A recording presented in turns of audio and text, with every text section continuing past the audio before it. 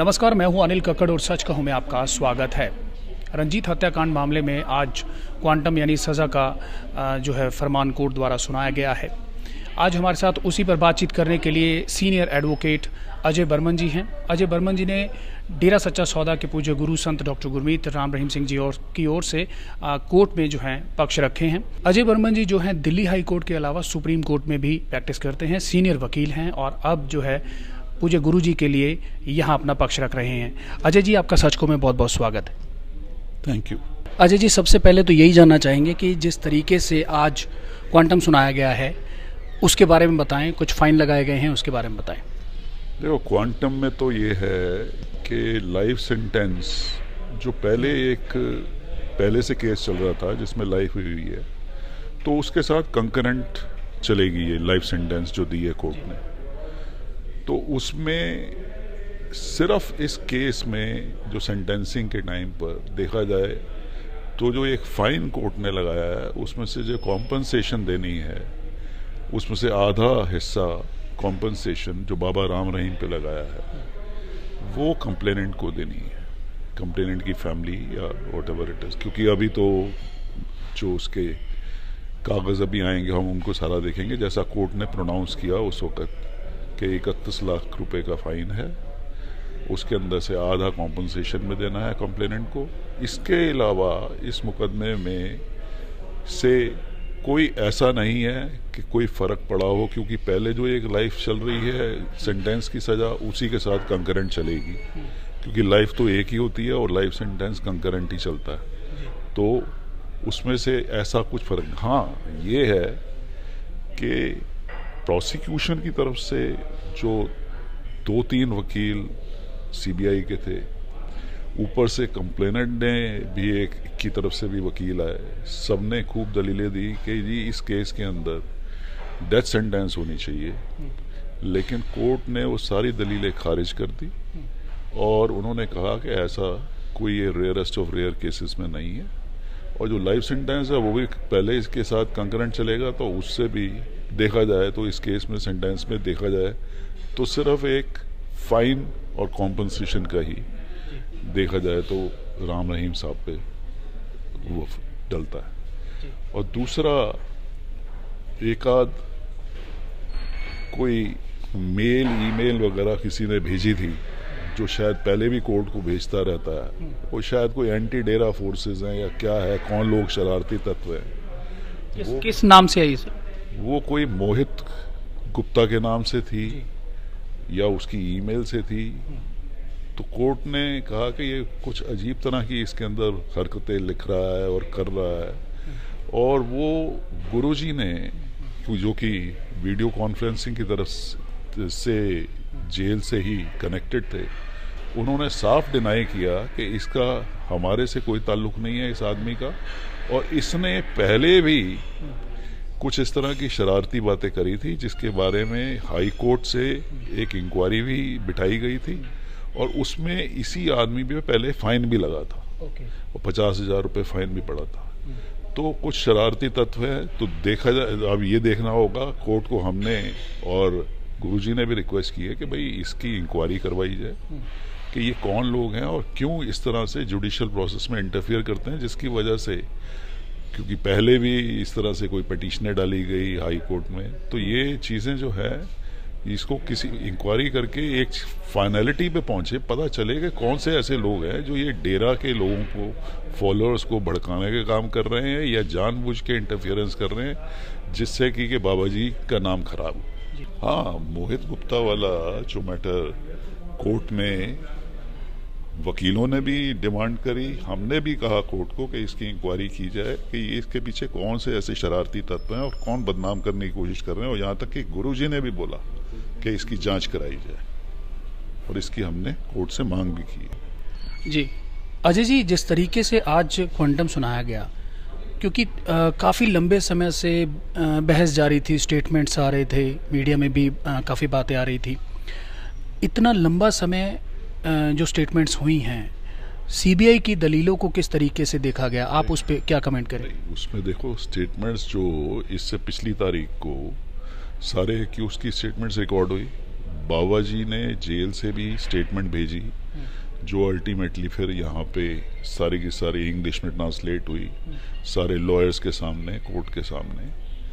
और शुरू से लेकर अब तक जो उन्होंने जितने काम किए, सोशल वर्क्स किए, लोगों को मोटिवेट किया, तरह तरह के आई कैंप्स लगाए, लोगों कईयों को तो रोशनी मिली आंखों की, ब्लड बैंक्स हुए, यहाँ तक कि जो कई ऐसी आपदाएं आई थी जिसके अंदर की उन्होंने काम करे थे, और यहाँ तक कि जेल में भी उनका कंडक्ट बड़ा अच्छा रहा है। और जेल से भी उन्होंने अपील करी है लोगों को कोरोना के टाइम पे कि ये हेल्प करो लोगों की।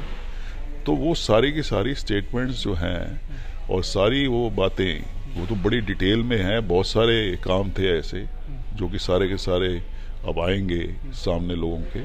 और उन्होंने फर्दर एक रिक्वेस्ट करी है कि मुझे जेल से, जब तक कि मैं अभी जेल में हूँ, तो मुझे वीडियो कॉन्फ्रेंसिंग के थ्रू या वैसे लोगों की भलाई के लिए काम करने की इजाज़त दी जाए। तो कोर्ट ने कहा कि उनका जो काम है, कोर्ट का काम था, वो तो उन्होंने कर दिया है। बाकी ये सारी चीज़ें अब गवर्नमेंट के हाथ में है या जेल मैनुअल के हिसाब से, प्रिजन के कानून के हिसाब से चलेगा। तो वो तो अभी भी लोगों के लिए काम करना चाहते हैं और उनमें कोई ना तो निराशा है ना कुछ है। उनको पता है, भगवान पे भी पूरा विश्वास है कि ये सब कुछ अल्टीमेटली सच सामने आएगा। अभी हमने अपील में भी जाना है और अपील का आपको तो पता ही है और सभी जानते हैं कि वो एक विटनेस 4.5 साल बाद पहले उठ के आया, उसके बाद फिर वो बार बार उसने स्टेटमेंट्स चेंज करी। खट्टा सिंह नाम का एक विटनेस, उसी की बेसिस पे पहले एक केस के अंदर सजा हुई है, जो कि जिसकी अपील पेंडिंग है। अभी उसकी हाई कोर्ट में सुनवाई होनी है और इस केस के अंदर भी अपील में जाएंगे। और इस तरह के फ्लिम्सी एविडेंस और सर्कमस्टेंशियल एविडेंस, ये सारा का सारा अब हाई कोर्ट देखेगा अपील में। फाइनलिटी तो हाई कोर्ट में होती है, तो उसके बारे में हम अपील में जाएंगे। अजय जी, जिस तरीके से ये भी देखा गया कि अदालती कार्रवाई के दौरान जो सीबीआई की दलीलें थी, मैंने आपका अभी वर्जन देखा जिसमें आपने कहा कि ये झूठी दलीलें हैं और चूंकि प्रेशर कोर्ट पर बनाया जा रहा है, उसके बारे में क्या कहेंगे? नहीं, वही मैं बता रहा हूँ ना कि एंटी डेरा फोर्सेस तो हम शुरू से कह रहे हैं, और ये शुरू से प्ली है कि ये काफ़ी टाइम से ये एंटी डेरा फोर्सेस हैं, जिसमें कि बहुत सारे लोग कुछ ऐसे जुड़ गए हैं जो मिसक्रिएंट्स हैं, जो जानबूझ के जो ये इतने सोशल वर्क्स हो रहे हैं उनको सबको ख़त्म करना चाहते हैं, सच्चा सौदा को ख़त्म करना चाहते हैं। तो ऐसे जो लोग हैं उनके बारे में अल्टीमेटली ये सारा का सारा सबके सामने आना चाहिए और इसकी इंक्वायरी होनी चाहिए। और ये जो जिस तरह की एविडेंसेस, फ्लिम्सी एविडेंस लाए हैं और बार बार एक आदमी बार बार गवाही चेंज करता रहा है, वो उसकी एविडेंस क्या वर्थ रखेगी ये तो अब अपीलेट कोर्ट देखेगी। अभी हमारे पास फैसले की कॉपी भी आएगी, हम उसको चैलेंज भी करेंगे और मेरे ख्याल से तो ये सारे के सारे मुकदमों में वो बरी होंगे। अजय जी, मुख्य तौर पर आज जब क्वांटम सुनाया जा रहा था तो बाहर मीडिया में, पिछली बार भी जब क्वांटम पर बात हो रही थी तो बाहर मीडिया में ये रिपोर्ट्स थी कि गुरुजी निराश हैं, गुरुजी उदास हैं, इस तरीके की रिपोर्ट्स। कुछ भी नहीं था, ये जानबूझ के फैलाया जा रहा है। गुरुजी पूरे आशावादी हैं और गुरुजी को पूरा भरोसा है, उनको पता है सच क्या है और उनको ये भी पता है कि ये इस केस में कुछ एविडेंस वगैरह ऐसे नहीं है और अपील में वो बिल्कुल बाइज्जत बरी होकर निकलेंगे। और ऐसे कोई निराशावादी नहीं थे और ये वो तो यहाँ तक कोर्ट को कह रहे थे मैं तो अभी भी काम करना चाहता हूँ और आप मुझे कम से कम इजाज़त दो। वो तो मैंने आपको पहले बताया, क्योंकि वो कोर्ट के डोमेन में नहीं था, उनके उसमें नहीं था, तो उन्होंने कहा कि ये अल्टीमेटली बाद में गवर्नमेंट देखेगी या जो भी प्रोसीजर होगा उसके हिसाब से। अजय जी, जब अदालती कार्रवाई इस केस की चल रही थी तो बचाव पक्ष की ओर से महत्वपूर्ण तथ्य क्या क्या रखे गए जिनको एक मजबूत आधार माना गया डिफेंस की ओर से? देखो, इसमें ऐसा है कि अल्टीमेटली ये सारा का सारा केस जो है बड़े उस तरह के एविडेंस पे है जिसपे कि एक सर्टेनिटी वाली बात नहीं है। आप सर्कमस्टांसेस हैं, अब उसको जोड़ जोड़ के कोर्ट देखती है। अब अल्टीमेटली खैर जो फैसला आएगा उसको हम देखेंगे। फिर एक उस तरह का एविडेंस था जो एक उस आदमी का जो बार बार ओथ पे कसम खा के अलग अलग कोर्ट में अलग अलग गवाही देता रहा है और 10-15 साल तक वो अपना एविडेंस चेंज करता रहा है। तो अल्टीमेटली क्या इसकी वो रहेगी एपलेट कोर्ट में, तो ये तो साफ जाहिर है कि ये अल्टीमेटली बिल्कुल बाइज्जत बरी होकर निकलेंगे और झूठे बयान वगैरह ये सब कोर्ट में दिए गए हैं, ये तो अल्टीमेटली चैलेंज होना ही है अपील में। जी। जिस बात की अंदेशा था कि जिस तरीके से मीडिया में भी बड़ा इसको हाइप दी जा रही थी, डेथ सेंटेंस की मांग कर रहे हैं, और जिस तरीके से डेथ सेंटेंस बोला जा रहा था मीडिया में काफ़ी रिपोर्ट्स थी इस बारे में, और जो प्रोसिक्यूशन है वो भी इस बारे में बाहर मीडिया में यही बयानबाजी कर रहा था।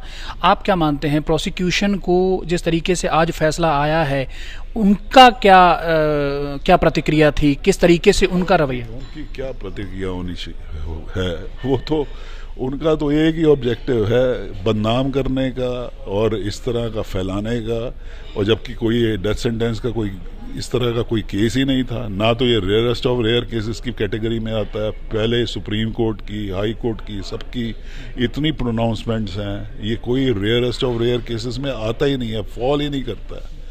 कोई इस केस में ऐसी कोई अनकॉमन ऐसी कोई बात ही नहीं थी। ये तो सिर्फ जानबूझ के एक मीडिया हाइप फैलाया जा रहा था कि किसी तरह से कोर्ट पे प्रेशर डले, लेकिन कोर्ट्स पे इस तरह से प्रेशर नहीं पड़ता है, ना जजेस पे, और जुडिशरी अपना काम बड़ी ईमानदारी से करती है, और वही हुआ।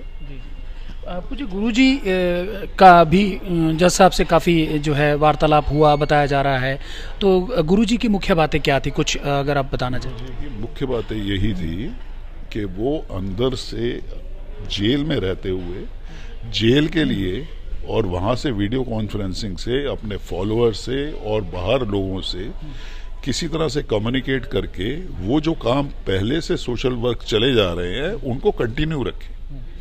तो ये सारा वार्तालाप कोर्ट के साथ हुआ, और कोर्ट ने यही कहा कि लेकिन वो उनकी डोमेन में नहीं है, वो उस बारे में फैसला नहीं दे सकते हैं। तो वो जो चीज़ें हैं प्रोसीजर के हिसाब से, प्रिजन के रूल्स के हिसाब से, जेल मैनुअल के हिसाब से, या गवर्नमेंट के रूल्स के हिसाब से वो हम देखेंगे, करेंगे, और फिर उसको आगे।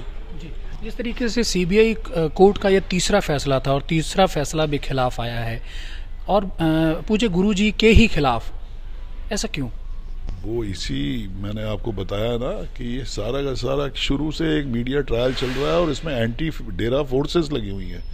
इन्वेस्टिगेशन की स्टेज से ही एंटी डेरा फोर्सेस इसके अंदर एक्टिव हो गई थी, जो अल्टीमेटली उन्होंने एविडेंस जो मैन्युफैक्चर हुए हैं, आफ्टर थॉट डाले हैं, और फॉल्स एविडेंस के बेसिस पे ये मुकदमे चले हैं। लेकिन अल्टीमेटली ये सारा का सारा टेस्ट होगा अब एपलेट कोर्ट के अंदर, और जहाँ पर अपीलें पेंडिंग है, अपीलें पहले वाले केसेस में एडमिटेड है और इस केस में भी एडमिट होगी, और वो उसकी सुनवाई होगी, और ये सब सॉर्ट आउट हो जाएगा और बिल्कुल बाइज्जत बरी होगी। कुछ पब्लिक डोमेन में ये भी बातें फैलाई गई कि पूज्य गुरुजी को ज़्यादातर केसों का पता नहीं होता, या जो एडवोकेट्स हैं उन्हें ही पता होता है। पूज्य गुरुजी की शमूलियत किस तरीके से रहती है, उस बारे में भी ज़रूर बताएं। मेरे को एक तो बात ये नहीं समझ कि आप इसका मतलब कहना क्या चाहते हैं कि गुरुजी को क्या नहीं पता होता है? जी, जिस तरीके से पब्लिक डोमेन में कुछ लोग ये बातें फैलाते हैं कि जो कोर्ट की प्रोसीडिंग्स हैं उनके बारे में गुरुजी को पता नहीं रहता, वो एडवोकेट्स के थ्रू क्या प्रॉपर सारी ये प्रोसीडिंग्स होती हैं, किस तरीके से कम्युनिकेशन होता है, थोड़ा सा ये ज़रूर दर्शकों को बताइए। नहीं, बिल्कुल उनको सारी चीज़ की पूरी समझ है, और यहाँ तक कि वीडियो कॉन्फ्रेंसिंग के थ्रू वो जो बैठ के सारा सुनते हैं, सारी बात समझते हैं, और बड़े ही मैच्योर हैं, उनको सब समझ में आता है, और बिल्कुल उनको एक एक चीज़ की रिपोर्ट रहती है, और बिल्कुल वो बहुत ही आशावादी है। उनको सब पता है कि केस किस तरह से उन पे झूठे बनाए गए हैं, और अल्टीमेटली उनको ये भी पता है कि ये सब केसों में बाइज्जत बरी होंगी। जी अजय जी, अब अंतिम में यही पूछना चाहूँगा कि आगे हाई कोर्ट में किस तरीके से आप लोग आगे जाएंगे, क्योंकि जनता जो है आस्था बहुत बड़े लेवल पर जुड़ी हुई है। लोग चाहते हैं कि जल्द से जल्द न्याय हो, और ये ट्रायल कोर्ट का मामला था, अब आगे भी और कितने रास्ते हैं जहाँ अभी तो ट्रायल कोर्ट का मामला जो है, इनफैक्ट इसके अंदर स्टैट्यूटरी अपील का राइट होता है। उसके अंदर बिल्कुल जैसे ट्रायल चलता है, उसके अंदर लॉ, फैक्ट्स, सारी चीज़ों का पूरी की पूरी सुनवाई हाई कोर्ट में होती है। उसके बाद फिर अगर कोई फैसला गलत, तो वहाँ का भी फैसला है वो भी चैलेंज होता है सुप्रीम कोर्ट में। तो अभी तो कोई फाइनलिटी ऐसी नहीं है, क्योंकि अपील में ये चैलेंज होना है, और अपील के अंदर ये सारी सुनवाई होगी। जो ऑलरेडी सारे जो बयान हुए हैं, जिस तरह से इन्वेस्टिगेशंस हुई हैं, जिस तरह से बीच बीच में ये सारा बदले गए हैं बयान, ये सारी की सारी चीज़ें जब हम चैलेंज करेंगे, कोर्ट को हम कन्विंस करेंगे और कोर्ट समझेंगी इन बातों को, तो हमें पूरा विश्वास है। जी, ट्रायल कोर्ट के बारे में ये ज़रूर रहता है, ख़ास तौर पर सीबीआई, जब सीबीआई की केसों की बात होती है, रिकॉर्ड अगर निकाला जाए तो सीबीआई का फेवर कहीं ना कहीं कोर्ट करती है। आपको लगता है कि वो बेनिफिट यहाँ भी सीबीआई को मिले हैं, और जो डिफेंस की ओर से इतने पुख्ता सबूत पेश किए गए, इतनी पुख्ता जो है दावे पेश किए गए, उनको कहीं ना कहीं कोर्ट द्वारा इग्नोर किया गया? देखो, अभी तक हमने जजमेंट की कॉपी नहीं पढ़ी, अभी हमारे पास कुछ है ही नहीं मटेरियल किस तरह से कोर्ट ने अप्रिशिएट किया है। लेकिन कोर्ट जो है, अगर उन्होंने जो भी अप्रिसिएशन होती है, क्योंकि वो कोई फाइनलिटी नहीं होती है, ऊपर की कोर्ट्स में जजेस उसको सारा देखते हैं, और ये जो मीडिया हाइप से ट्रायल्स कई बार चलते हैं और सीबीआई वाले शोर भी मचाते हैं, और उस तरह से हाइप करके वो इस तरह से डेथ सेंटेंस की भी बातें कर रहे थे, तो ये चीज़ें तो वो जो भी करते रहते हैं, ये उनका अपना वो है, नज़रिया है। लेकिन अल्टीमेटली न्याय मिलता है और न्याय मिलेगा इसमें। बहुत बहुत शुक्रिया बातचीत करने के लिए। Thank you.